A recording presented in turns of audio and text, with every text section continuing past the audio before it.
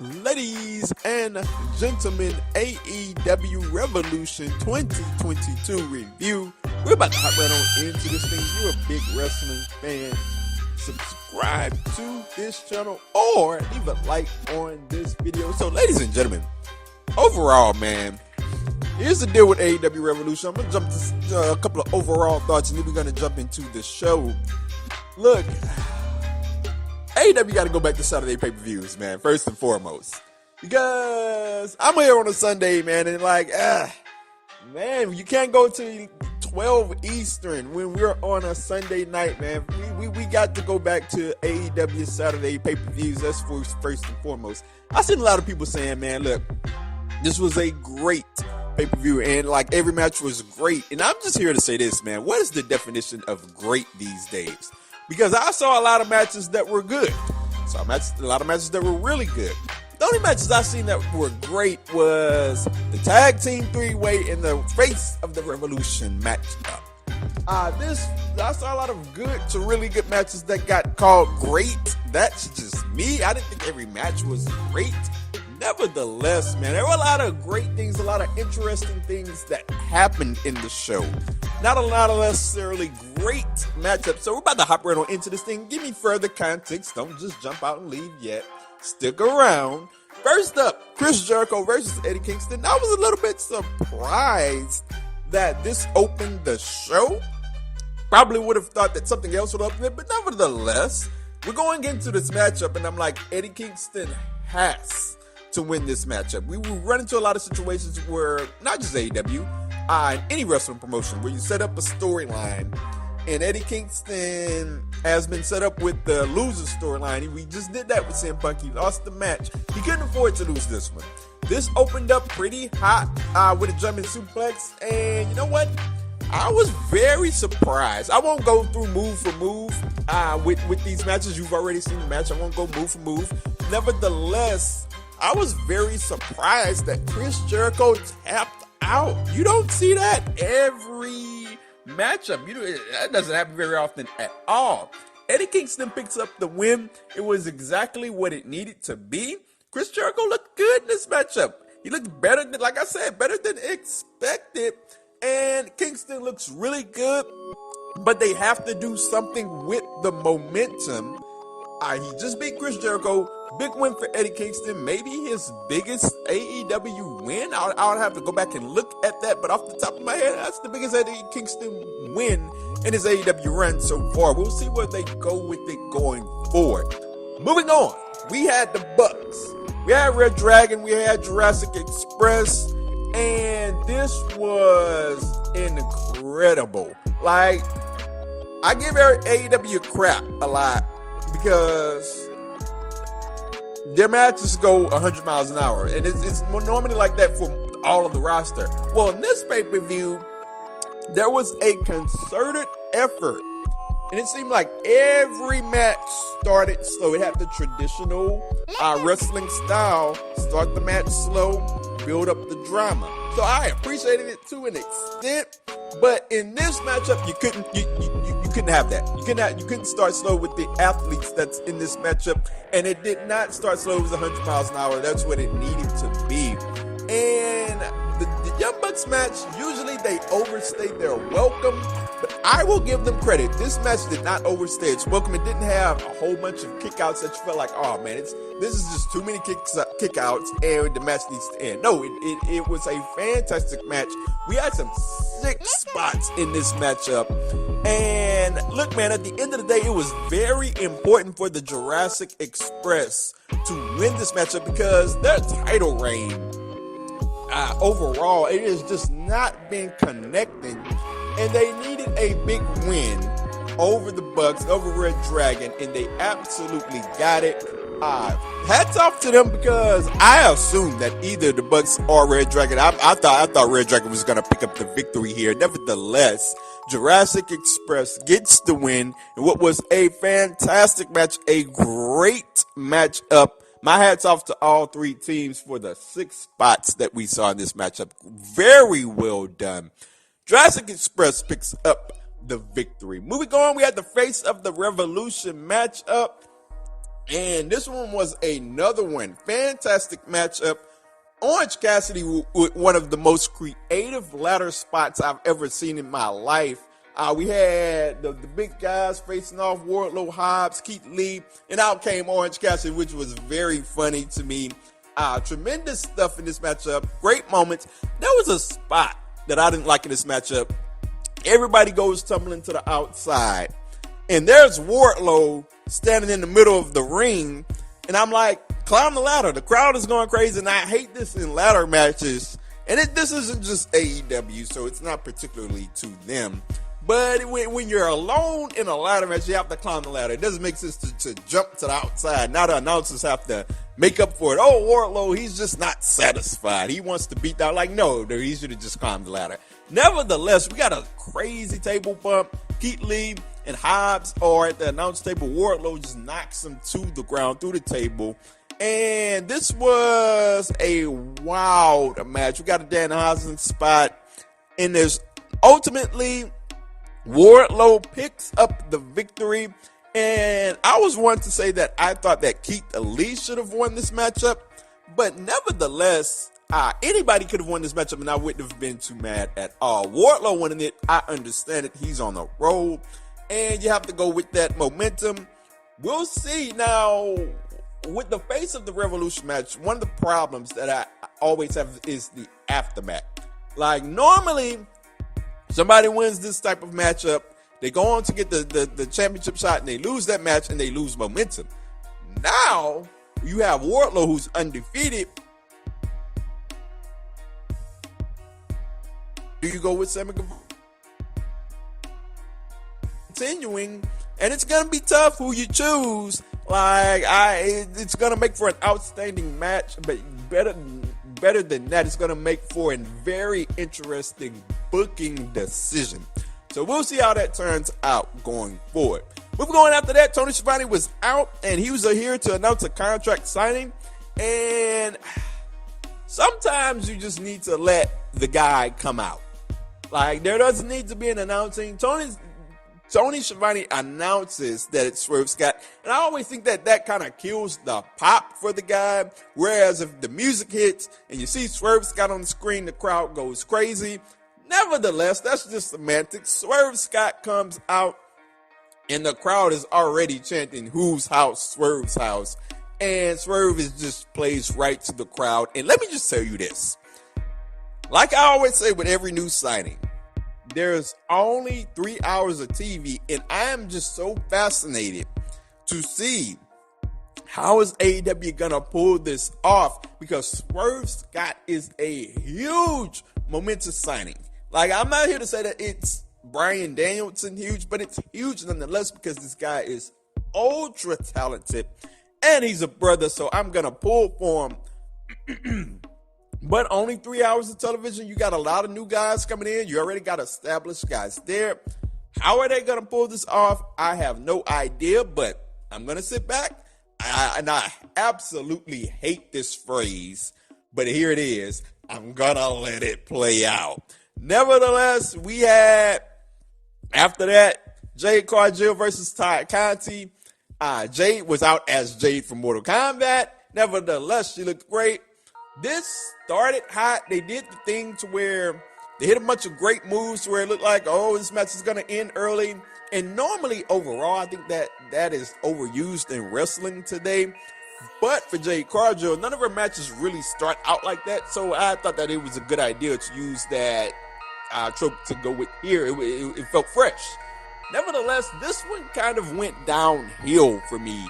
As the match went on, I started to lose interest steadily within the match, and Jade Cargill, the result was never in question. Jade Cargill was going to pick up the victory, but we reach a certain phase to where it's like, what now with Jade Cargill? Like, who's going to be, it's eventually going to reach a phase to where it's going to be, does anybody even belong in the same ring with Jade Cargill? Like, if we keep going on this path. So I'm interested to see what they're going to do with her title reign. Jade Cargill has to keep improving, because Eventually, she's going to get down the line, and she has to look. But the in-ring has to match the look, and she's improving, but she has to continue to improve. Because, like I said, we're going to get to a point where it's like, who's left for Jade Cargill? And we'll see where it goes. We'll see where the title reign goes. And we'll see who the next contender is going forward. Jade Cargill picks up the victory here. We had CM Punk versus MJF. CM Punk's music hit, and it's actually MJF a clever move. I actually like that. CM Punk comes out to his old Ring of Honor theme, which that brought back great memories. And this matchup, the blood came out early and often for Punk. I thought that the beatdown on the Go Home show of Dynamite where Punk bled, I thought that took away. I didn't like it because, okay, once we get to the pay-per-view, Punk is going to bleed, and it's going to be like, well, I just saw that a few days ago. Nevertheless, that's what it was.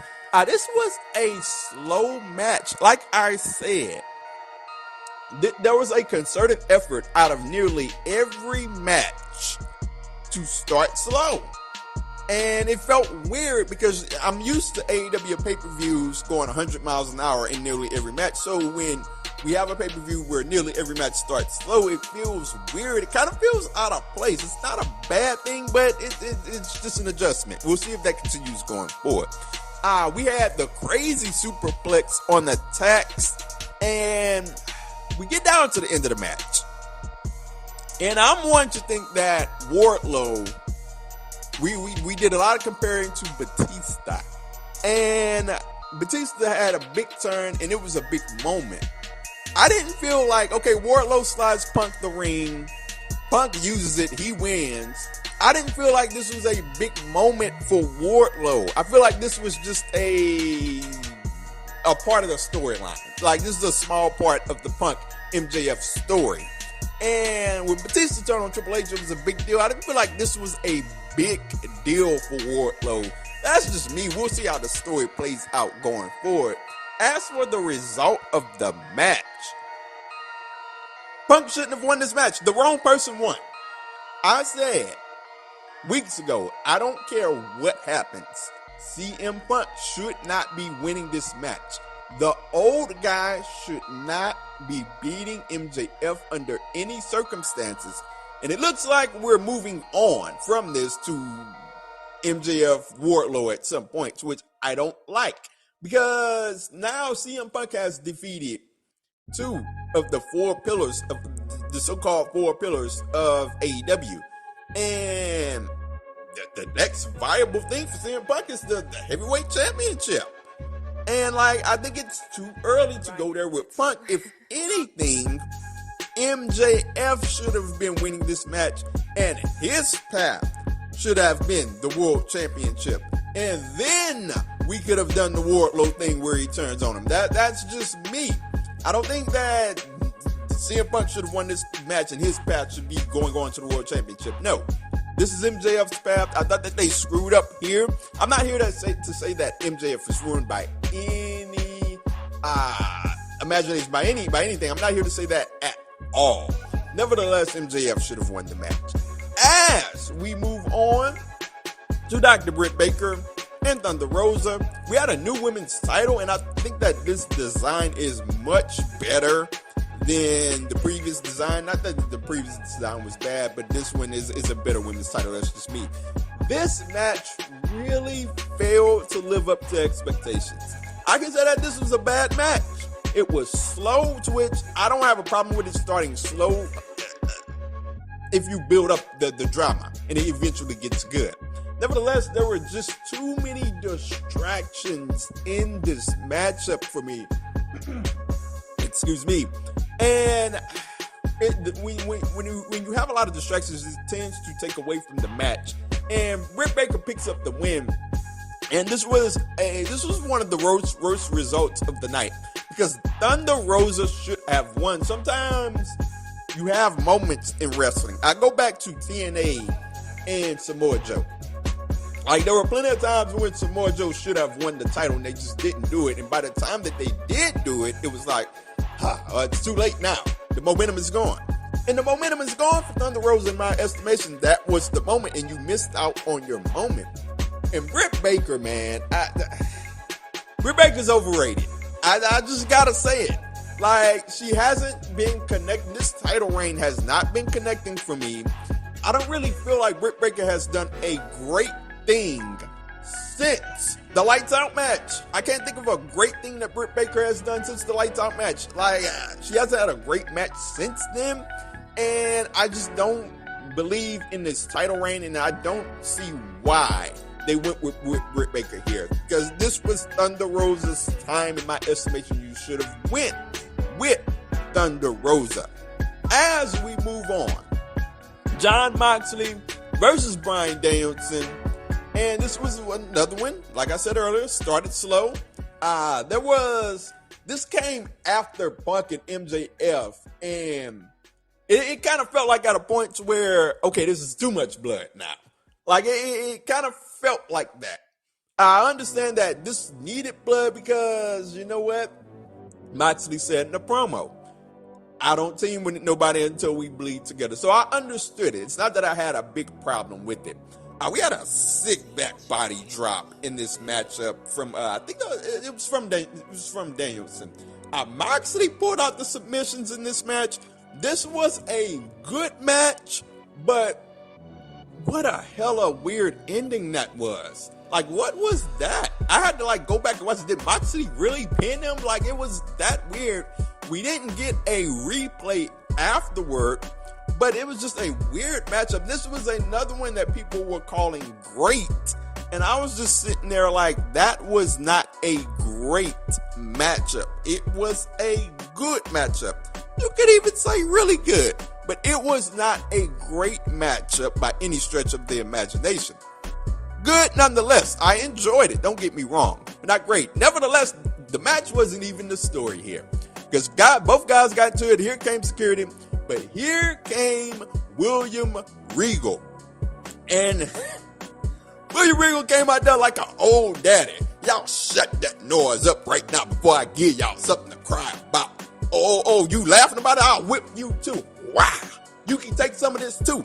Wow. William Regal came up like that. He came out there strolling like the old daddy, got in both of their faces. Now, normally, I would need some kind of explanation. If somebody new comes in and both guys just stop fighting, like, that needs to be explained.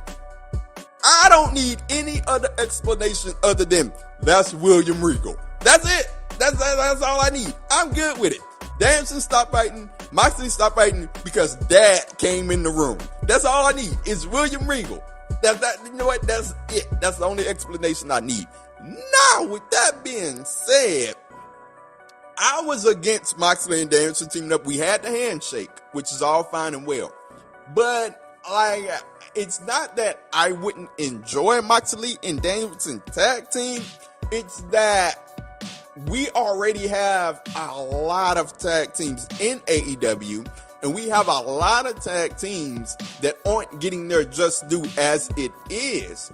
So if you tag Moxley and Danielson together, you're gonna have to eventually lead them on the path to the AEW tag titles. Like, that's gonna have to happen. So there's a lot of tag teams, and somebody else is gonna be off on the side. I'm looking at Santana and Ortiz. They're groveling back to Jericho. So this is another tag team, Moxley and Danielson, possibly, that are going to be in the tag team picture, taking up a slot. That's just me. That's why I don't want to see it. That's just me. But it is a fascinating storyline. You add William Regal in there.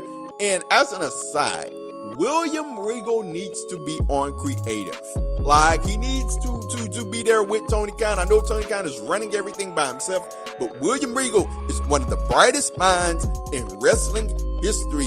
You need to have that guy on creative doing things with you. That's just me. That's just me. I think every wrestling fan would agree with that.